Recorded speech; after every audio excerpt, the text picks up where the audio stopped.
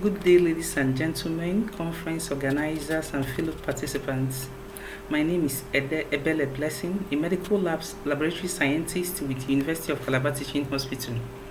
The title of my presentation is Tuberculosis and Diabetes Mellitus, Co-Morbidity among active pulmonary tuberculosis patients attending the rarely observed therapy short course clinics in Cross River State, Nigeria.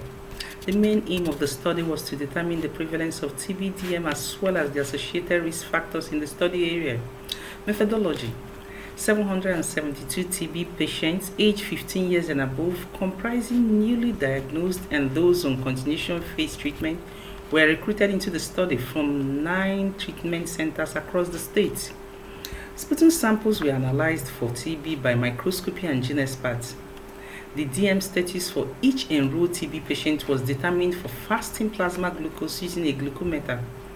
HIV testing was carried out on all the participants. Blood lipids were determined in Tbdm patients and controls. Sputum samples from Tbdm patients were cultured on thin layer agar.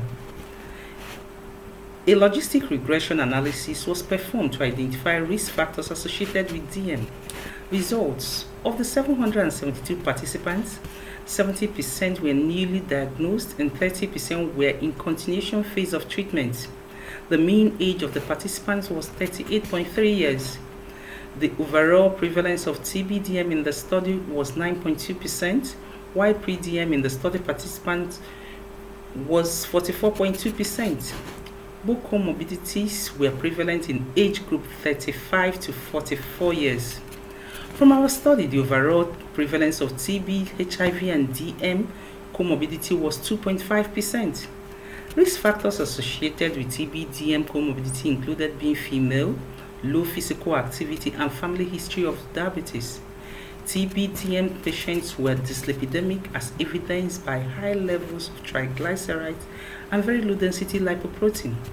The results from TLA culture were comparable to those obtained with the gene expert technique, with the added advantage of not only detecting rifampicin resistance but also isoniazid resistance. In conclusion, the prevalence of DM among TB patients was higher than the prevalence of DM in Nigeria. Nearly 50% of the study participants had pre-DM. The high prevalence of TB, HIV, and DM comorbidity reflects the association of the three diseases and suggests the need for a collaborative strategy to combat them. TLA could be an affordable method for the rapid diagnosis of multi-drug resistant TB. Thank you.